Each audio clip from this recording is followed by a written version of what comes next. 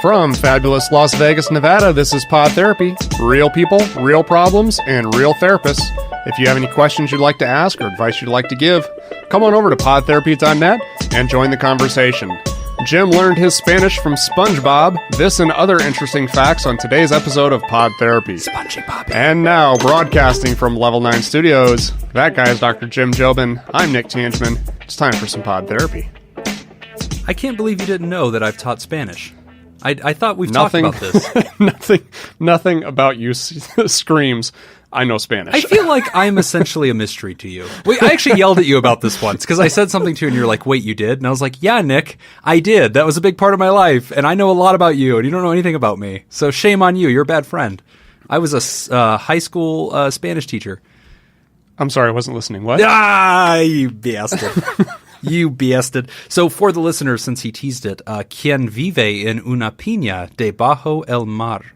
So I would ask that as soon as the first day of Spanish class started, I would yell that out. And then whichever kid raised his hand was like, SpongeBob. I was like, I gotcha. Like I knew, I got to identify all the kids that can speak it natively so I could get them out of there. You know all you need to know. Get out of here. Get out of here. A+. Get to chemistry. Yeah, go kick rocks. So that was my trap. I'd yell that out and like this one enthusiastic kid would be like, oh, SpongeBob. I'm like, ha-ha. I gotcha, punk. Yes. So it's going to be a very dynamic episode, Nick. We got a lot to talk about. We do. But first, a huge announcement. Oh, yes. So for our fans and listeners out there, we are going to be doing a live show in October. Yes. We have been invited to do Scoop Fest. Scoop Fest! Yes. This is really exciting. Salt pork. So we have a bunch of our listeners are also Scoops, which are listeners of Ice Cream Social. We have talked about this on the podcast a couple other times. And we were on their show not too long ago. We were. Great show. It's called Insepsis. Look it up. Episode number, do you remember? Oh, gosh. I just know it's something or other. Yeah. Go through their catalog. It's called Ice Cream Social, and look through their catalog for Insepsis, and you'll hear us on there, and that's when they announce that they're inviting us. But apparently this is like the Woodstock of podcasts. It is. It's and amazing. It's here in Las Vegas. And so people from all over the country... all over the world. All over the world fly in to fabulous Las Vegas. They have a hell of a time. There is live broadcast by some great top-notch performers and podcasters, and also us. And so we'll be slumming it up. We somehow were able to weasel our way into that. Yeah. Somehow they took pity on us. But special thanks to Matt and to Paul. Super gracious of you guys, and we are so excited to be with you. And so, guys, if you're our listeners, whether you are also listeners of Ice Cream Social or not, you've got to come to this. You could meet us live and join our live session where we're going to do some group podcast therapy, some group pod therapy, and lots of fun stuff. But Nick, how can they book tickets to this thing? You can go to heyscoops.com. Heyscoops.com. Yep, which is the official website of Matt and Mattingly's Ice Cream Social. Yeah. And if you go on there, then they've got tickets available. I want to say it is, I'm looking it up right now because I don't want to misquote. Scoop Fest is October, I want to say 10th, 11th, and 12th. Waiting for it. 12th, 13th, and 14th. You were close. 12, 13, and 14. Go to heyscoops.com and you can book tickets to this thing. It is going to be a lot of fun. Live podcasting done by some top-notch groups. And I think sometimes even Penn and Teller are known to show up, or at least Penn is. Penn Sunday School, they haven't confirmed that. Okay. Penn was there, I think, the last 2 years. I think he was at the last one, yeah. So who knows? It could be some big wigs, but also we'll be there. It'll be a lot of fun. And on Twitter just now, one of the Scoops and one of our Twitter followers, his name's @SmittyScoop. We love you, dude. He said, hey, Pod Therapy guys, I'll be in town for Scoop Fest. Any chance that you will be free to join me for sushi at Naked Fish? I might even be able to convince some other Scoops to go.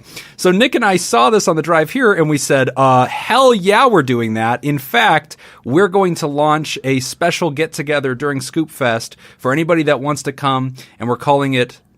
Well, we should talk about that. We should discuss. Because we don't want to do anything while other events are going on at Scoop Fest. Yes. We shall do something with approval from the designated Scoop Fest people. There's nothing else going on. So. Yeah. So we're going to downgrade this event down to, we'll see what happens. We'll see. But the proposal on the table is sushi, sake, and psychology.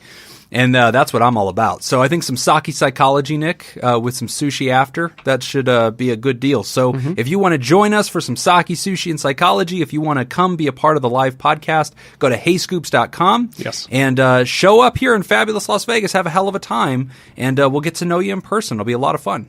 Definitely, yeah. This will be a blast. We're really excited to be a part of it. Honored to even be asked. Yeah, so yeah. Really and cool. and hopefully we can get to this thing before Paul and Matt realize we have no clue what we're doing and that this is all a sham. I know. We only have to fake it for a couple months. Yeah, we're a few almost more there. months. Yeah, Nick and I have a calendar in the office. We just go up there every day and cross another day off, and we're like, okay, all right, another day out. They haven't figured us out yet. So if you want to if you want to actually be present when this podcast jumps the shark, it's going to happen in late October. Come on down for probably the last podcast of Pod Therapy before all of our more experienced mentor podcasts realize what a sham we are. Yeah.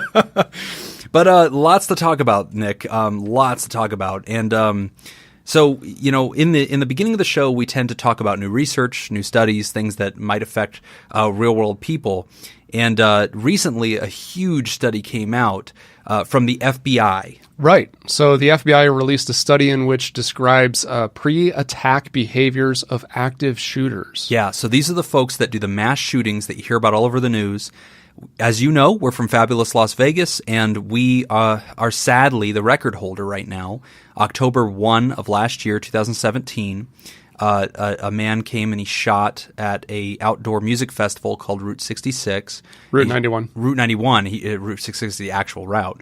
And he shot from the window of the Mandalay Bay, and he killed just a tremendous amount of people. It was horrific.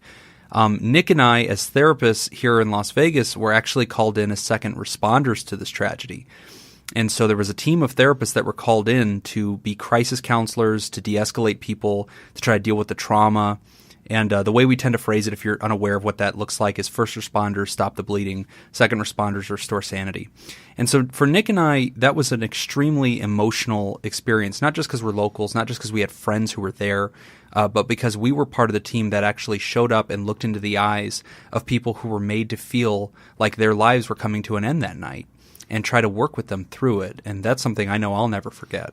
Absolutely not. I mean, it was terrible. It was not anything that was enjoyable by any means. It shook us up. Absolutely. Yeah, still today, it's kind of hard to talk about it. And so when the FBI releases this report, I mean, it's stunning because it teaches us so much about the profile of the person who does this kind of thing. Right. And so that's kind of why we wanted to bring this up, is to really kind of look at, what were the findings? Because when a tragedy like this occurs, there's so many questions, because we want to know and we want to understand everything that was going on, what caused this, how can we use this information to prevent future shootings, and what can we learn? So we found some really interesting stuff. So getting into a few of the takeaways that we got from this, the first one, demographics were useless in a way. In some ways, Nick, the study sort of debunked some myths, at least in my mind. I sort of had this mentality of what I think an active shooter in America is and looks like. And what this study did is it sort of took it apart piece by piece. And I know for me, a lot of my stereotypes and thoughts and conclusions were sort of shattered. Mm-hmm. And what you just said about demographics was sort of one of the big ones for me.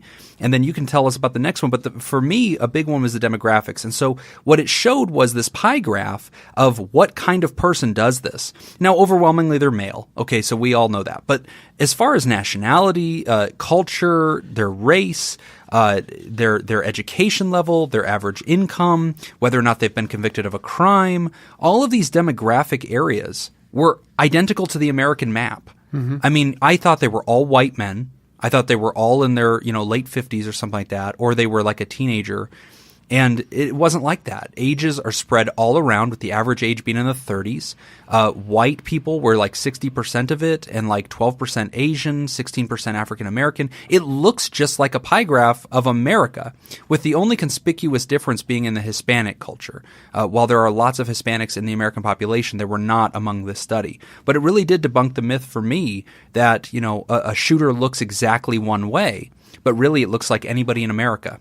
Right. So you can't really take any demographic information and be able to predict anything from that. No. Right. Yeah, you can't spot one walking down the street or size them up by their Facebook profile. That's not really possible. Right.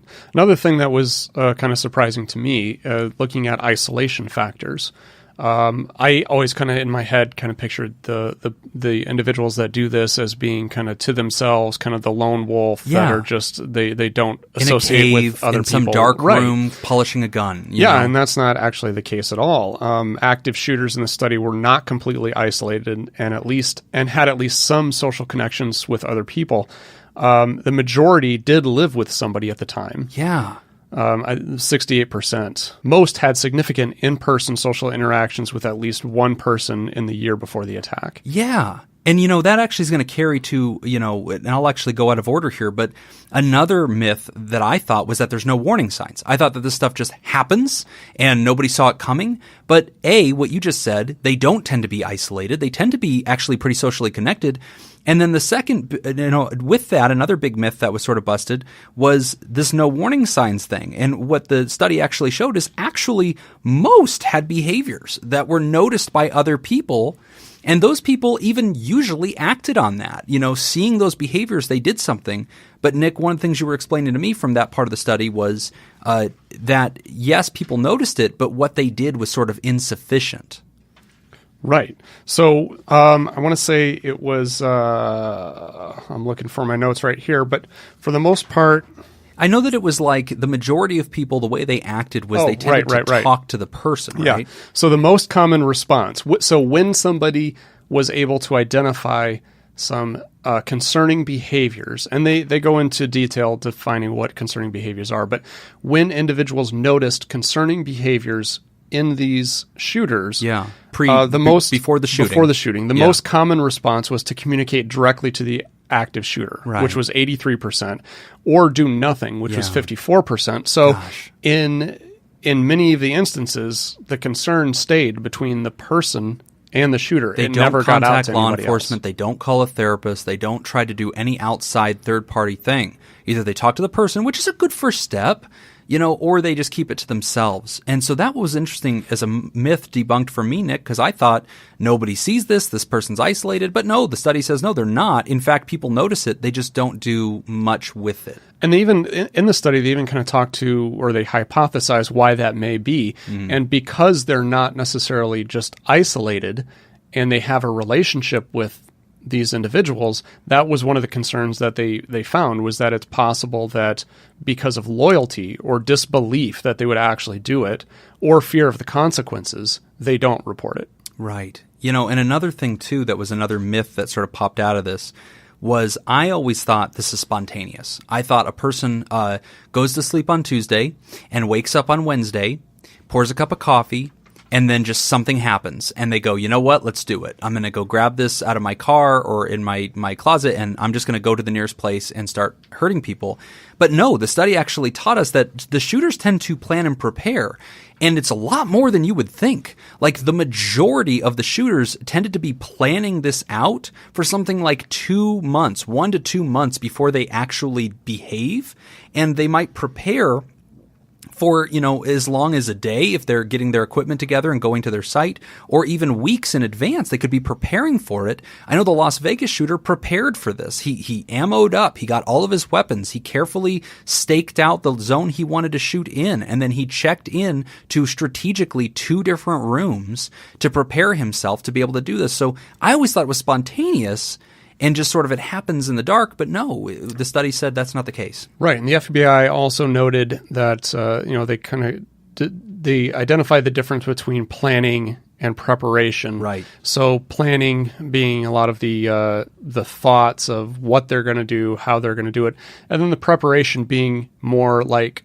on site, like scouting out the area. And what they found was that there's a big difference between those two. There was a lot of planning, not a whole lot of preparation as far as scouting out the area, but then they identified that the reason why, or the most likely reason why, is because it was an area that the person was already familiar with. Right. So a great majority of the active shooting situations happened at the person's place of work or their school or something that they had daily contact with. Which is interesting because when we think of something comparable like terrorism,